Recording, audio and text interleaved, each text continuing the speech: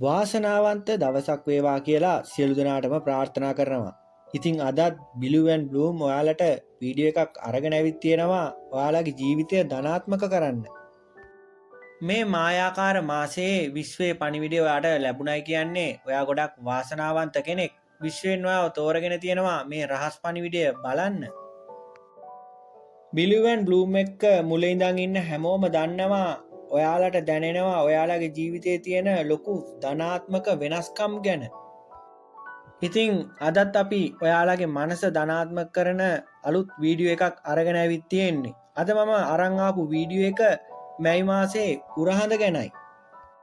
ඉතින් අද වීඩියෝ එකෙන් අපි කරන්න යන්නේ මායාකාර බලය සහ ඒ මායාවෙන් කොහොමද ඔයාගේ ජීවිතේ ධනාත්මකව වෙනස් කරගන්නේ කියන එක ගැන. මැයි මාසේ 12 වෙනිදා එහෙම නැත්නම් සම්පූර්ණ හඳ පායන දවස ඔයාලා අපි හැමෝම දන්න වෙසක් පෝය දවස. මේ දවස ගොඩක් බලගතු දවසක්. මේ වීඩියෝ එක බලන කාටවත් ඒ ගැන අමුතුවෙන් කියන්න අවශ්‍ය නැහැනේ.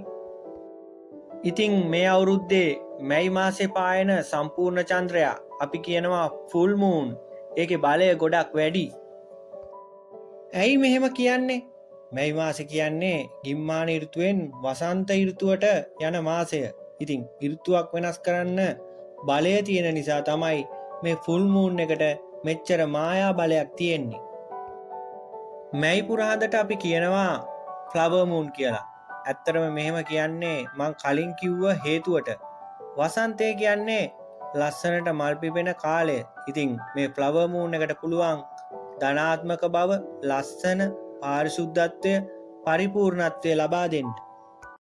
ඉතින් දැන් ඔයා බලනවා ඇති ෆ්ලවර් මූන් පවර් එකෙන් ඔයාගේ ජීවිතය ලස්සන කරගන්නේ කොහොමද කියලා. මේ බලගතු බලය අපේ අතට ගන්න ක්‍රම වලට කියනවා ෆ්ලවර් මූන් රිචුවල්ස් කියලා. ඒ කියන්නේ මැයි පුරහඳට කරන චාරිත්‍ර. බිලුවන් බ්ලූම් අපි වීඩියෝ එක ගොඩක් සරල වෙන්න ඕන නිසා ෆ්ලවර් මූන් රිචුවල්ස් වලින් කිහිපයක් තමයි අද කතා කරන්නේ. ඒ ගොඩක් දේවල් වලට අවශ්‍ය මූන් වෝටර්. අද කතා කරන මූන් වෝටර් එහෙම නැත්නම් සඳ වතුර ගොඩක් බලවත් දෙයක්. එම නිසාම අද වීඩියෝ එක ගොඩක්ම අපි ફોකස් කරන්නේ මූන් වෝටර් ගැන. හැබැයි හොඳට මතක තියාගන්න මේ දේවල් මැයි 12 වෙනිදා රාත්‍රියේ කරන්න අමතක කරන්න එපා. අනිත් වැදගත්ම කාරණාව තමයි මේ මැයි මාසේ ඇරුණම අනිත් මාසවලදී මේ ෆ්ලවර් මූන් රිචුවල්ස් නොකරන්න කියලත් පුංචි අවවාදයක් දෙන්නත් කැමති.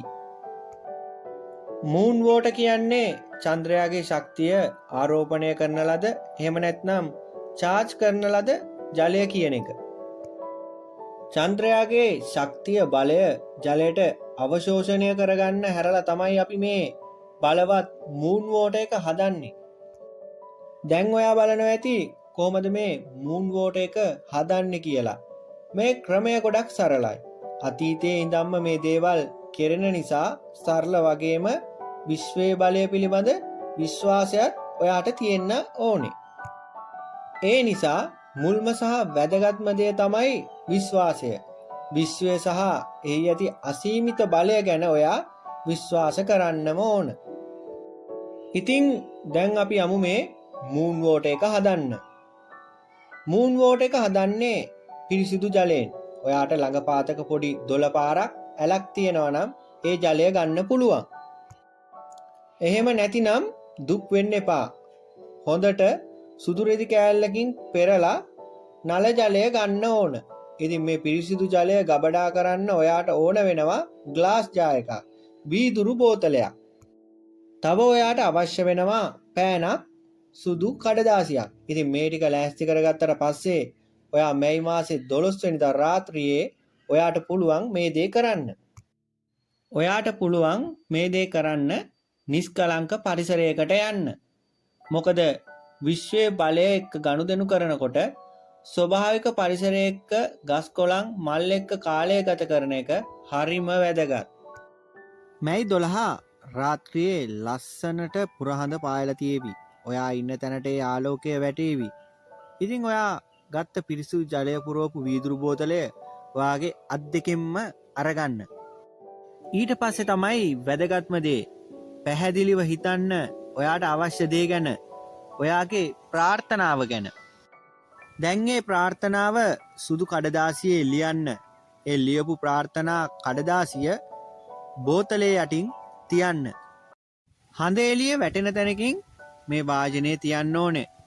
ඔයාට පුළුවන් නම් ස්වභාවික පොළොව උඩින් මේ වාජනේ තියන්න. ඒක ගොඩක් වැදගත් දෙයක්. මොකද මේ මූන් වෝටර් චන්ද්‍රයාගේ ආලෝක ශක්තිය ගබඩා කරගෙන තමයි ඔයාට මේ මායාව ලබා ගන්න පුළුවන් වෙන්නේ. මුළු රැය පුරාම ඔයාට මේ වාජනය ඒ විදියටම තියන්න වෙනවා.